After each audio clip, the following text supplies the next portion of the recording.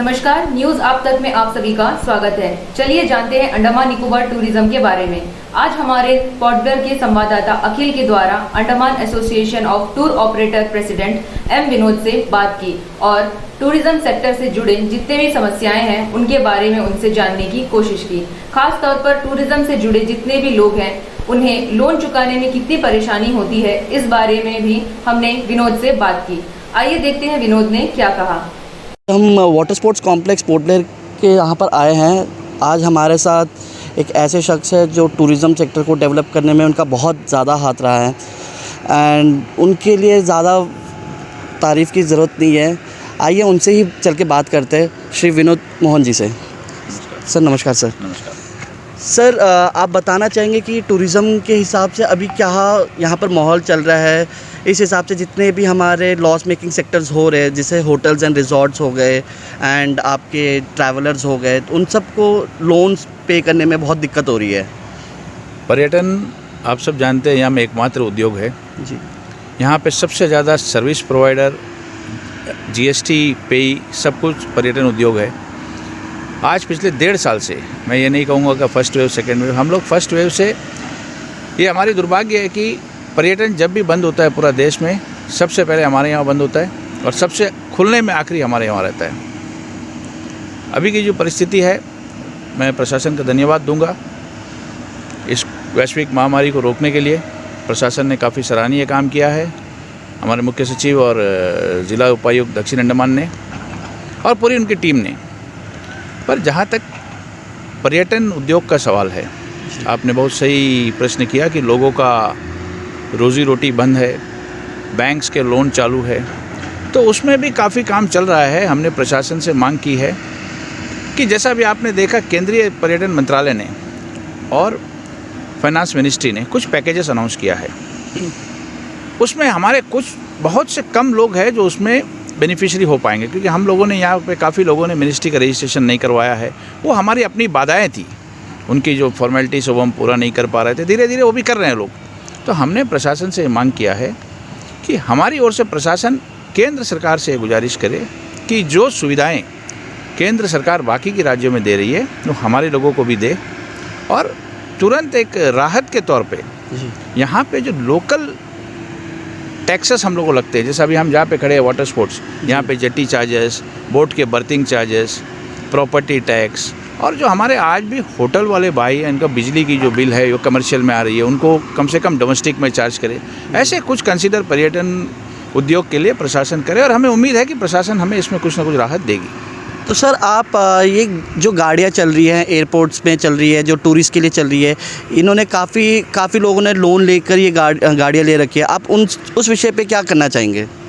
उसी मुद्दे पे मैं बोल रहा हूँ ना, लोन्स के विषय में। अभी कुछ बैंक जो है आपको मॉरेटोरियम्स दे रहे हैं, बस मैं बता रहा हूँ कि वो सारे वर्ग तक नहीं पहुँच रहे हैं जी। तो प्रशासन से हमने ये गुजारिश की है, आप केंद्र सरकार से एक ऐसा पैकेज मांगे कि सारे वर्ग के लोगों को, क्योंकि यहाँ पे पर्यटन सिर्फ टूर ऑपरेटर, होटेलियर तक सीमित नहीं है। यहाँ पे पर्यटन एक डाब बेचने वाला से लेके एक चाय दुकान, सिप्पी दुकान, स्कूबा डाइविंग में जो काम करता है, पर्यटन यहाँ की एक लाइफलाइन, यहाँ की लोगों की रोज़मर्रा की ज़िंदगी से पर्यटन यहाँ की ज़िंदगी है, ये यहाँ व्यवसाय नहीं है जी। तो ये हर वर्ग तक पहुँचने के लिए मैं प्रशासन से गुजारिश करूँगा कि हमारा इसमें सहयोग करें।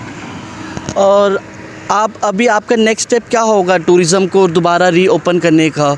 आपने कुछ प्लान किया है कि हम इसको कैसे चला सकते हैं? ये आपने बहुत अच्छा प्रश्न किया। हमें इस बार तैयार होना है, क्योंकि ये waves, first wave, second wave, third wave, ये आते रहेंगी जी। हम अपने पर्यटन को बंद करके नहीं रख सकते हैं। तो ये आपका बहुत सही प्रश्न है कि हमने क्या तैयारी की है। हम लोग अभी सारे स्टेक होल्डर्स मिलकर हम लोग बात कर रहे हैं इसके बाद, क्योंकि देखिए ये एक यूनियन टेरिटरी है, यहाँ पे जो भी डिसीजन लेना है प्रशासन को लेना है, बट हम लोग अपने कुछ सुझाव उनको देंगे। जैसे मैंने एक चिट्ठी लिखा है अभी कि जितने स्टेक होल्डर्स है उनका वैक्सीनेशन किया जाए जी। आज आप देखिए केरला, कर्नाटक, महाराष्ट्र सब एक टैगलाइन दे रहे हैं कि वी ऑल आर वैक्सीनेटेड। जी बिल्कुल। तो गेस्ट को भी लगता है कि मैं जाता हूँ वहाँ, क्योंकि कोविड का हम सब कहते हैं कि वैक्सीनेशन एक सेफ्टी मेजर है। तो हमने प्रशासन से मांग की और हमें उम्मीद है कि जल्द से जल्द पर्यटन से जुड़े हुए लोगों का वैक्सीनेशन हो जी। पहला कदम ये हो। उसके बाद जब भी पर्यटन खुले तो हम कुछ गाइडलाइंस बनाएं, क्योंकि हम मेनलैंड इंडिया से अलग है, हमारे पास हम रोड से कनेक्टेड नहीं हैं, हम गाड़ी से ट्रेन से कनेक्टेड नहीं है, तो हमारे वहाँ ज़्यादा आप रेस्ट्रिक्शन रखोगे, लोग नहीं आएंगे। जी। आपको पहला ध्यान रखना आइलैंड का सेफ्टी, लोगों का सेहत, उसके बाद रोजी रोटी को भी आपको देखना है। तो उसमें ऐसा ना हो कि इतना रेस्ट्रिक्शंस हो जाए कि लोग दूसरे स्टेशंस को पसंद करें। आपको पता है अभी फॉरेन लोग जाएंगे नहीं, डोमेस्टिक टूरिज़्म का क्रेज़ है और हमारे पास डोमेस्टिक में सब कुछ है। जी बिल्कुल। तो हम लोग ये प्रशासन को सोच रहे एक सुझाव दे कि जो आदमी वहाँ से आरटीपीसीआर टेस्ट करके आ रहा है जी। उसका एयरपोर्ट में रैट हो, ओके। और कम से कम हो 1 डोज वैक्सीनेटेड हो, 2 हो तो बढ़िया है। जी। तो ऐसा कुछ प्रपोजल लाए कि अगर आपने एक बार वैक्सीनेट, आपका फर्स्ट डोज हो गया है, तो आप वहाँ से आरटीपीसीआर करके आइए, यहाँ पे आपको रैट होगा। जी। क्योंकि लोगों को विश्वास होना चाहिए कि मैं घूमने जा रहा हूँ, तो वैसा कुछ करना चाहिए कि ये एक जगह उनका एयरपोर्ट में टेस्ट हो, बाकी उनको हर जगह उनको ये टेस्ट की परेशानी ना हो। और सर ये क्वारंटाइन का क्या रहेगा आपके यहाँ से? गेस्ट अगर आते हैं तो क्वारंटाइन करा जाएगा या नहीं करा जाएगा? जहाँ तक पिछला अनुभव है हमारा कि अगर पर्यटन उद्योग को खोलेगी सरकार तो ऐसे समय में खोलेगी जब ये क्वारंटाइन की रूल नहीं होगी। इतना विश्वास हमें सरकार पे है। तो आप अभी एडमिनिस्ट्रेशन से क्या मांग चाहते हैं जो अभी तुरंत हम अपने टूरिज़्म सेक्टर्स को बढ़ावा करें? सबसे पहले तो हमें सर्वाइवल चाहिए। जी। आप सर्वाइव करोगे, इंडस्ट्री में आप आगे बढ़ोगे।